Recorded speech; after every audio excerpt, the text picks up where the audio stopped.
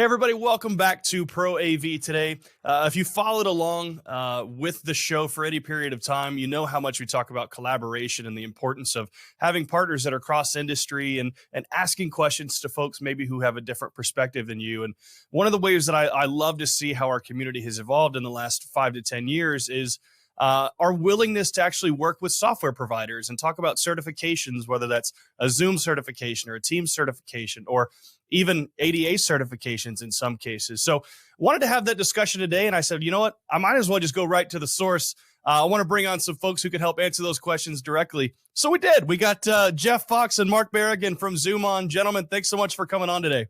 Thanks a lot for having us. Thanks for having us. Really appreciate it. Well, Jeff, we'll have you kick it off. Obviously, on the heels of a heck of a summer for the AV community from a product release standpoint, but from a collaboration and partnership standpoint, wanted to kind of ask, on a high level, how important is it for folks in the AV and integrated technology world to work with software providers and maybe manufacturers in a lot of different industries to help kind of certify their products? How important is that? It's about as important as you can get in my mind. If you don't have kind of a clear set of guidelines for how things should work, they won't work. And it's as simple as that. You've got to identify how to get devices working with software and working with other equipment. It has to all align, or you're going to be pulling your hair out, and nobody wants to do that. And Mark, when you think about how historically the Pro AV world has operated, it's been a little bit more exclusive, right? Existing within a lot of times our own ecosystems and preferring to use protocols that exist within ecosystems and not collaborating too much. But over the last 5 years, and especially really the pandemic accelerated this, you've seen folks really try and branch out beyond that, right? Not only with hardware manufacturers, but with software providers, with different platforms, things like that. How important has that been from both the Pro AV and the Zoom side? Very important, right? So we have to work closely too with our AV integrator community.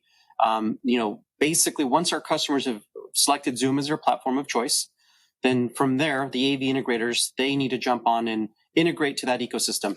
And we work hand in hand with them to make sure that, we certify all the installations we're doing with our customer base to make sure that we don't have a lot of finger pointing after the fact.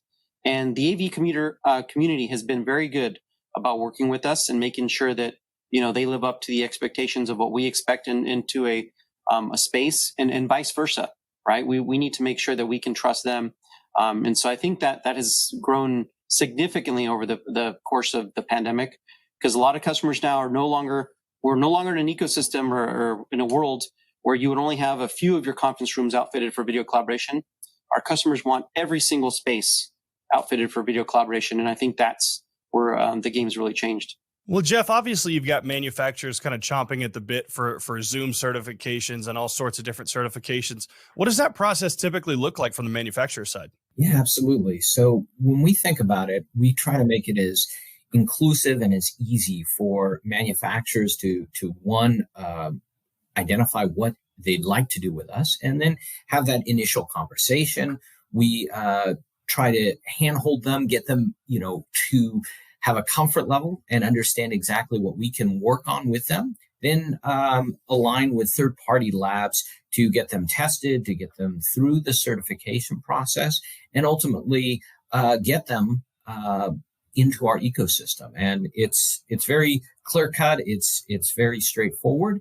And we have a lot of different categories that ultimately we offer so that it is very honed in to whatever technology or whatever area is appropriate for that particular manufacturer. Well, and Mark, I want to ask too, we kind of talked about it a second ago, at the end of the day, kind of being flexible with what the end user needs. When you look at a certification like Zoom and the power that holds from a manufacturer's perspective, what sort of weight does that carry with the end user, right? Are they more likely to buy something because it's certified through a specific provider, or is it something that the end user typically sees as just kind of a nice value add? Yeah, great question. I mean, if it's a customer who's only deploying a few spaces, call it less than 5, they might not value the certification as much. But when we start getting into customers like I was mentioning, where they're outfitting every single one of their spaces, certification then becomes a must.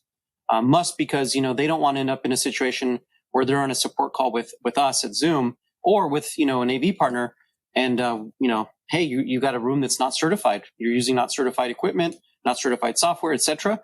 Customers want to know that what they're installing is going to be supported by both us and the AV community. And I think that's utmost importance when you're building a scalable approach to make sure that you're working within the guidelines, so that way we can support that, right? Because the second you go out of it, there's a lot of unknown variables, and we don't want our customers stuck there or ourselves trying to troubleshoot something that was never intended to work in that way, shape, or form. Well, and Jeff, I want to ask you the same question, right? I think a lot of times folks, whether it's even the integrator, end user, installer, whatever, think that, a Zoom certified product might just mean Zoom gives it a thumbs up and that's kind of the end of it, right? But there's a lot of natural collaboration that happens between the manufacturer, you guys, obviously the installation side. What does that partnership look like in the real world? Yeah, no, the important piece that we think about is these manufacturers that come to us to work in a certified existence are not just looking for that, check mark that says, yep, we took a test, we did a thing, we made some specification. We look at them as partners, and we look very closely to see how we can help them and they can help us to provide solutions for our end users. I mean, that's ultimately what it comes down to, is trying to create the best scenarios, the best set of situations, the best set of solutions. And we work very closely with these manufacturers and offer them assistance, give them guidance, as well as they provide us tools and introductions into, tons of other manufacturers. It's an ecosystem, plain and simple. Yeah, and Mark, let's dig into that too, right? You talk about the partnership that exists between the manufacturer and Zoom specifically. What sort of collaboration is happening right there, right? Are you guys in super early in the R&D process, or where typically do you fit in from a product design and even just kind of an advisory standpoint? Yeah, I mean, let's talk a little bit about Intelligent Director, which is what we're taking right now with multi-camera and smart gallery technology using AI on the top. This is something that, we can go build on our own, but we could build it much better working with the ecosystem. So camera manufacturers right now and us are working together with, okay, here's this space, here are the cameras, here's how we point into a space, and then here's how we use AI to get better vantage angles of everybody in the space. This is something that, if we tried it on our own, we would do a very good job. However, working with the hardware manufacturers gives us the capability of taking it to the next level, right? Because we're asking them to do stuff and they're asking us to do stuff in the software to be able to make it an optimal experience. So we've solved kind of small, medium-sized rooms when it comes to smart gallery and cropping people out. But the next iteration of this is in the large spaces, much more complex problem. And for that, we definitely need partnerships and collaborations with the hardware manufacturers to make it an optimal experience for our customers. So we're working hand in hand right now with a lot of different manufacturers of cameras and appliances to make this a reality moving forward. I love that you mentioned that, Mark. Obviously, there's so many folks in the AV community making similar products, right? But, Jeff, I want to ask, on the opposite side of the world, right? There are folks for whatever reason choose not to seek out some of these partnerships. Maybe it's I don't know if it's cost. I don't know if it's a desire to reach different audiences, whatever it is. What are some of the challenges that pop up for people who decide that they may not want to be part of a certified ecosystem, whether that's Zoom, Teams, or WebEx or whatever? What are some of those challenges? Manufacturers that try to go at their own and try to avoid certification are going to enter into a lot of challenges just from a technology standpoint, from a limited capacity, ultimately not being able to play with the other partners in that ecosystem. They're going to find themselves having to carry a lot of extra responsibility and needs and specifications, and it's a lot of extra work.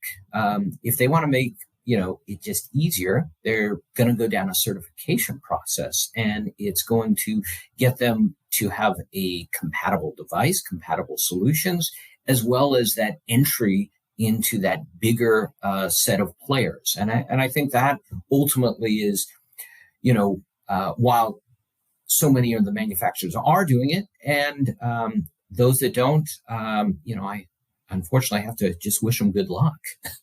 Well, you bring up a good point, right? And I think a lot of times, as somebody who's in the AV channel, we don't always get to see what happens behind the scenes, right? And I'll give you an example, and Mark, I'll let you run with this. You look at an event like Zoomtopia, right? And you see the manufacturers that get to go and learn and reach and teach other people. Not only is it great from a learning and understanding standpoint, but it's actually a totally new lead pool, right? It's a totally different set of users and partners and things like that. How important is that, even on the Zoom and certification side? And you look at events, like I said, like Zoomtopia. How important is that for the manufacturer? I mean, events like that where we all get together in the same space, the same room, and see these collaborations come to life. I think it's extremely important for not just ourselves and the manufacturers in the AV community, but for the end users as well, right? Because they want to see us collaborating. They want to see us all together.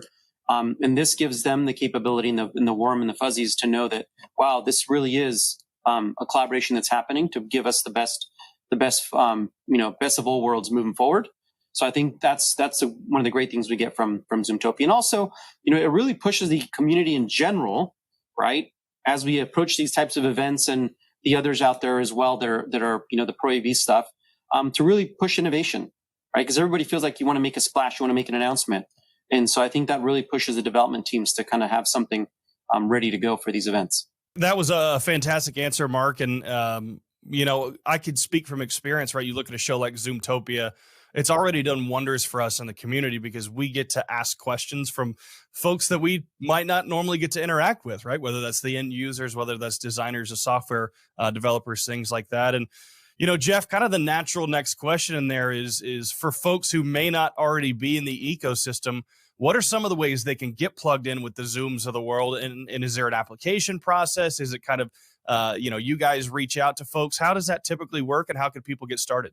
Yeah, a lot of companies that I interact with find me at trade shows, they find me at events, road shows, whatever it might be, and they show that interest. They want to know more. How do they get connected? And usually, what we direct them to is go to our website, go to zoom.us, and just do a quick search for partners, and you can ultimately go to our certified pages, get through the initial interaction, which is just a form fill, and it will open up that conversation. And then it becomes very much us checking in with that requesting individual or company, and helping them through that process to make sure that they ultimately find out if certification is the right thing for them, and then ultimately what type of categories and options are available to them. And Jeff, obviously, you're a great resource as well. You're out at shows like InfoComm. You're having conversation with folks, and I can already tell you how appreciative I am and our industry is of folks like you being able to come to those shows and kind of see that community firsthand. But Mark, I want to give you the last word here, right? We're looking towards the future. Obviously, constant evolution happening in our industry. What are some of the things maybe that excite you most about the Pro AV community and partnerships moving forward? Well, I've said this at a couple, interviews now, and I like to point out that the innovation we're going to see in the next 2 to 3 years will surpass that of the last 20. That's how fast things are moving now. I think, prior to the pandemic, it was kind of nice to have a video conferencing space. Now it's a must. And then, we're being pushed as a manufacturer, and the hardware manufacturers and the AV community, right, are all getting pushed to we need to up our game when it comes to bringing visual collaboration within the office space. And I think that's something that customers are no longer saying it could be good enough. It's got to be great. And I think that's one of the most exciting things moving forward for all of us here, is that we're going to have to really elevate our games in order to meet the customer demand on what they're expecting with these experiences moving forward. So I think that's probably the most exciting thing that we're going to have in the next 2 or 3 years, is the innovation, and the stuff you're going to see come out of here is going to be quite amazing. Well, gentlemen, I could tell you the value that you're helping bring to our community is incredible, right? From a partnership standpoint, from a development standpoint. Thank you, not only from me, but from the entire community for being willing to cross over that line and work directly with some of those folks, maybe in some of those non-traditional industries that Zoom may not have been before. But Mark and Jeff, I appreciate you coming on the show very much. We got to find a way maybe to have you back on in the future, but thanks so much for coming on Pro AV today. Thanks, Ben. Thank you very much, man. And thanks to those of you watching. Be sure to like and subscribe. We'll see you next time.